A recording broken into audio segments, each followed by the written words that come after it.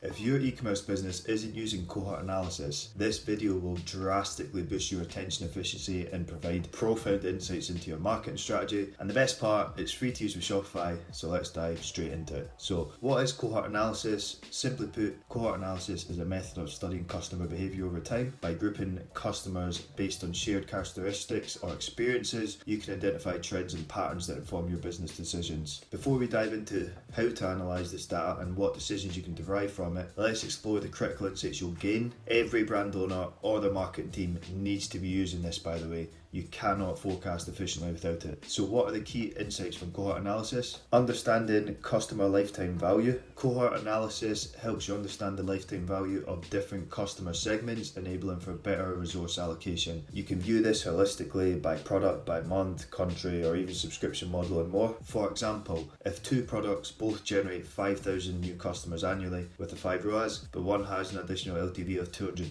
reallocating the budget to the higher LTV product could unlock an additional 1 million in revenue straight away. Assessing campaign effectiveness. Cohort analysis allows you to assess the long-term impact of marketing campaigns on different customer groups. For instance, if you run an end of summer sale every September with a 30% discount and notice a temporary ROAS increase, which is normal with the sale, a closer look might reveal poor LTV revenue in the long run. Discount-seeking customers may not return or pay full price later, diminishing long-term value and ultimately what could be a less profitable result, as I say, in the long term. Revenue growth and cost management. So for acquisition costs, you can assess the cost effectiveness of customer acquisition strategies by analysing the LTV to customer acquisition cost ratio for different cohorts, which allows you to forecast back-end ROAS accurately. For example, acquiring a customer which costs $15 and then you know they're worth $225, then the back-end ROAS would be 15. Again, this can be measured holistically or through a multitude of other filters, such as by individual SKU. It can also be used to determine when and how to cross-sell and upsell to your customers. Viewing the AOV cohort analysis can reveal these opportunities based on purchasing behaviour. Loyal customers may and are usually willing to pay more, so ensure you have upsell opportunities for them to buy and manage them strategically based on the cohort analysis. For instance, focus on single products to get them in the door, but then upsell bundles, higher priced items, or maybe a subscription model. Depending on the cohort analysis, you can determine which option will give you, in the long run, more overall revenue and profit for the brand. Another example could be that maybe people come back and buy after 3 months more commonly, because that's possibly how long your product lasts. So you could have a larger emphasis on upsells during that period to ensure that the AOV is on a linear upward trajectory, which always should be really, as after someone has tried your product and like it, they are willing to spend more, or should be willing to spend more, as long as they like your product. So without further ado, let's examine one of my clients' cohort analysis and see how we can apply these principles in real time. Okay, so we're inside a cohort analysis here for a fashion brand that I work with. Just for context, we started working together in November 2023, just on TikTok, and then we rolled out Facebook and then email and finally Google. So when it comes to truly identifying what worked over a longer time frame for this particular cohort will be difficult, as it isn't a full year of efficient data within the account yet. Let's just say she wasn't too happy with her previous agencies, as you can kind of see by their revenue before we started working together, but there's still plenty of data here that we can play with, so we'll make it work. So first, let's understand the numbers, how this works, poke holes in strategy, and see if we can replicate what's working as well as forecast future growth. So there's 3 ways to monitor this cohort analysis: horizontally, vertically, and diagonally. All of these give really good insight, so it's essential to know them all. So on the horizontal analysis, which will be across the top, of course, there's a few different ways and data that we can extract from this. And the way it works is you've got your July 2023 cohort here. We get to see how much revenue was generated by first-time orders, and then we get to see how much revenue was again generated within the next 30-day period from that same customer group.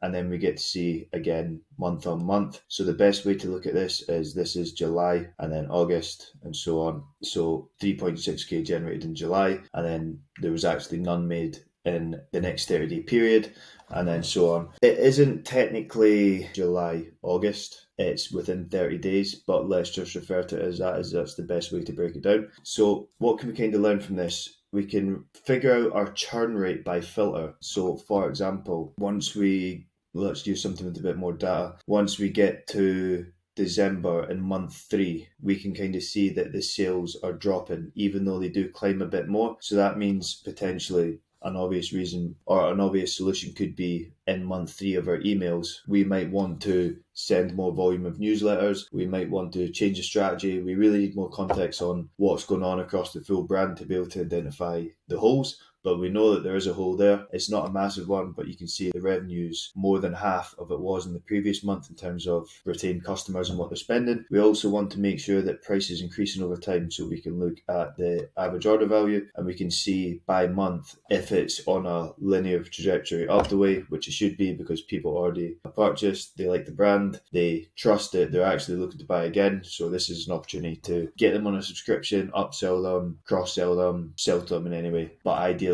for them to spend more. So we do have a lot of filters here which we can monitor on a horizontal plane. We've got the customer retention rate, so we can see if there's particular months that people start to drop off, and if there is, we can figure out why. It might not necessarily be to do with email strategy, it could be down to a few different variables, but regardless, we need a solution in place for that. It might even determine when the best times for us to have a sale is throughout the year if we're running more than 2 or 3. You can also see a few other metrics here as you can see. So there's a lot of things which are worth monitoring. One of the most impactful things you can order on this horizontal analysis is your inventory forecasts, as well as how much revenue you're going to generate by product over the lifetime value. So that not only generates a good forecast for inventory management, it also forecasts how much sales you're going to generate if someone buys a particular product. So for example, you've got 2 products, you sell 5,000 of each. One of them has an additional lifetime value of $200 for whatever reason that may be. There could be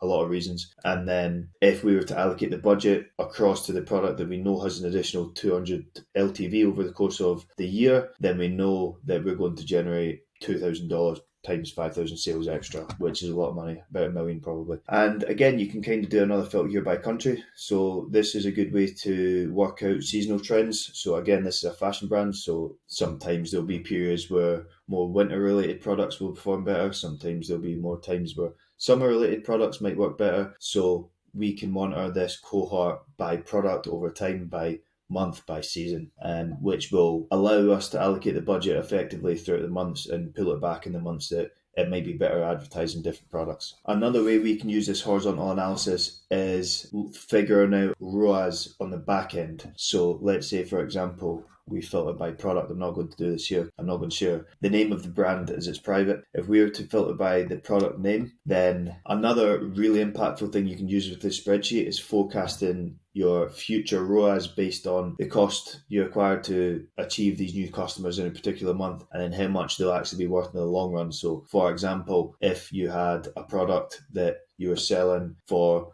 $100 but it had a lifetime value of $300, we know we're generating $400. And if we're paying $15 to acquire that customer, we can work out the ROAS in terms of what we're actually paying to acquire a customer and what they're worth to us in the long run, otherwise known as back-end ROAS. And finally, the pretty obvious answer is you can find gaps in your overall strategy. So if there's trends, product performance, overall brand performance in terms of by month, whatever it may be, we can identify if there's trends across all these different variables, if there's dips, if there's highs, what happened when that dip happened, what could we do to make it better, can we change our messaging, can we run a sale, can we advertise something else, whatever it may be, and then what was working very well and can we replicate that again or make it better, so that we're leveraging times which were either good or bad and making them better. Moving on to horizontal analysis. So this can be used to identify pretty much your overall brand growth, as if you're milking dry your existing audience but not acquiring new customers, then it's not going to be good for the overall brand growth. Something I see on with Google Ads agencies, for example, is they're spending 30% of their budget on the brand search terms of people who are coming anyway, and they're getting a really high ROAS, but then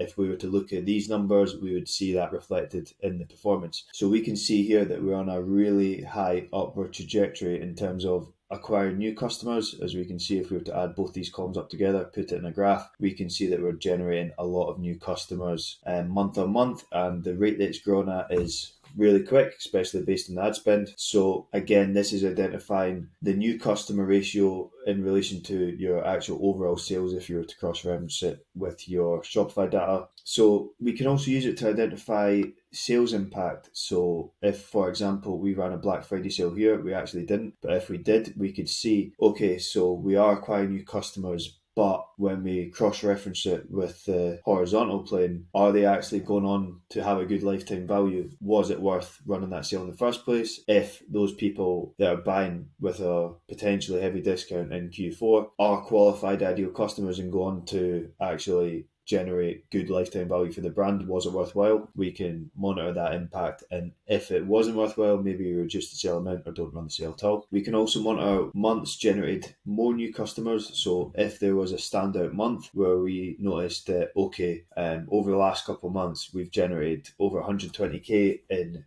new customer sales, everything's working very well because it was the last few months, okay, we keep going. But if this potentially happened here, which it did, we saw a big spike in February, we could identify what the reason for that was. We already know it was a product launch, but I'm throwing concepts out here. So you can backtrack, look at your marketing campaigns, look at all your acquisition channels, your email marketing, see what was working well, what can be done better, and then we can make those changes so that we're getting, as I say, an upward trajectory for all of our numbers. And finally, the diagonal analysis. So how the diagonal analysis works is you've essentially got your first order as usual. So the month of June, we generated this. They came back within the first 30 days here. So this is June, and then going all the way up diagonally will be June. Same goes here for May. If we go all the way up diagonally in May, we will find all the numbers of people who have purchased that month. So this is monitoring the effectiveness of that month in general in terms of the retention rate. So we'll be able to see, okay, in June, if we add up all these numbers together, the thing is we won't get the full number